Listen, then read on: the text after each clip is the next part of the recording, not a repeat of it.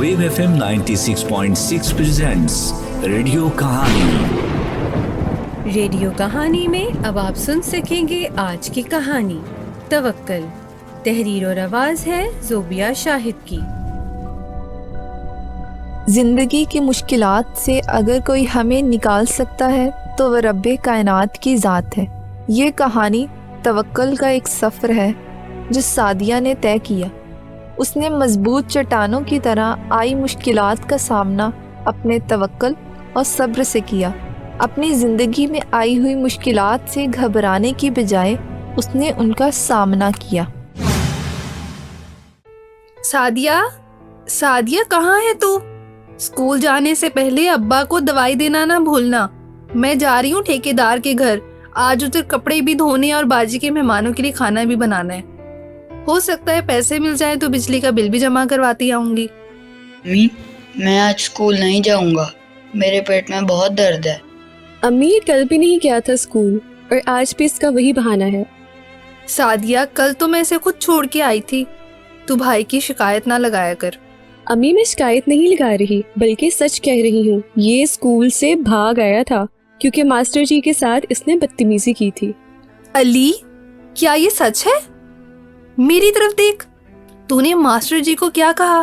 तुझे पता है ना मैं उनके घर सफाई करती हूँ। अब वो मुझसे तेरी शिकायत करेंगे तो मैंने क्या जवाब दूंगी? सकीना बेबस थी। वो तन्हा घर की ज़रूरियात और 2 बच्चों की जिम्मेदारी पूरी करते करते थक चुकी थी और फिर 2 साल पहले होने वाले एक्सीडेंट में उसका शौहर भी माजूर हो गया था। अब वो मुकम्मल बिस्तर पर ही रहता था। उसकी जिम्मेदारी भी सकीना पर आ चुकी थी। अम्मी, मैंने कुछ नहीं कहा, बस मुझे सबक नहीं आ रहा था। मास्टर साहब ने मुझे तुम्हारे काम करने का ताना दिया तो मुझसे बर्दाश्त नहीं हुआ और मैं स्कूल से भाग आया। अली की आवाज़ में नमी थी, जैसे वो 12 साल का बच्चा नहीं बल्कि एक मजबूर इंसान हो जो ना तो कुछ करने की हिम्मत रखता है और ना ही अपनी माँ की तौहीन बर्दाश्त कर सकता है। सादिया को इस बारे में इल्म नहीं था। उसे लगा कि अली बस स्कूल ना जाने का बहाना बना रहा है। अली, मेरे भाई, ये दुनिया है, यहाँ ऐसा ही होता है।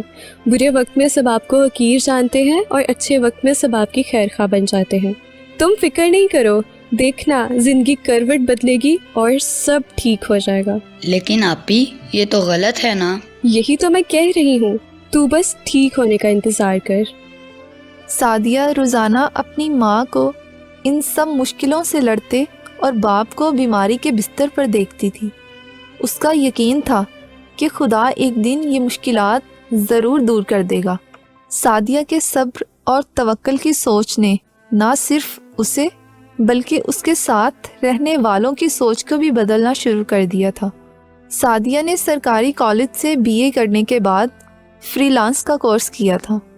वो मुख्तलिफ ऑनलाइन प्रोजेक्ट्स करके अपने घर की मुश्किलात को हल करने में मदद करती।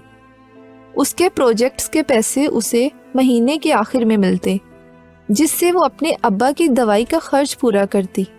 उसकी मेहनत और लगन दिन ब दिन बढ़ती गई और देखते ही देखते मुश्किलें आसान होने लगी। सादिया ने अपना सॉफ्टवेयर हाउस बना लिया और सैकड़ों लोग उसके सॉफ्टवेयर हाउस से कंप्यूटर स्किल्स सीखने लगे। 6 माह बाद। कौन है भाई? आ रही हूँ, सब्र भी करो। दरवाज़ा खोला तो सामने मास्टर साहब थे। अस्सलाम वालेकुम बेटा, तुम्हारे अब्बा घर पर हैं? जी सर, आ जाए। रशीद एकदम सीधा होकर बैठ गया और बोला, आइए आइए मास्टर जी, कैसे हैं आप? कैसे हो रशीद?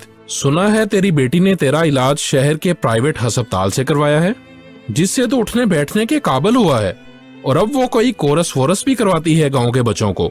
जी मास्टर जी। वो मैं तेरे पास इसलिए आया हूँ कि मैं भी अपनी बेटी को वो कोरस करवाना चाहता हूँ जो तेरी बेटी ने किया है।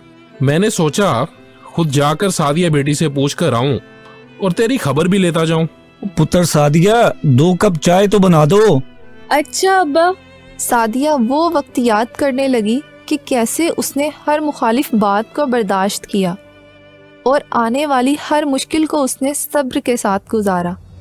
ماسٹر صاحب کا سخت مزاج اور کرختگی کو اس نے بہت تحمل سے برداشت کیا تھا۔ سعدیہ کو اس کے توکل اور صبر کا انعام ملا اور وہ اپنے والدین کا بازو بنی۔ اگر ایسے ہی توکل اور برداشت کرنے کی صلاحیت اور مثبت سوچ کے بیج کو بویا جائے تو یقیناً اس کا پھل کامیابی کی صورت میں ملے گا۔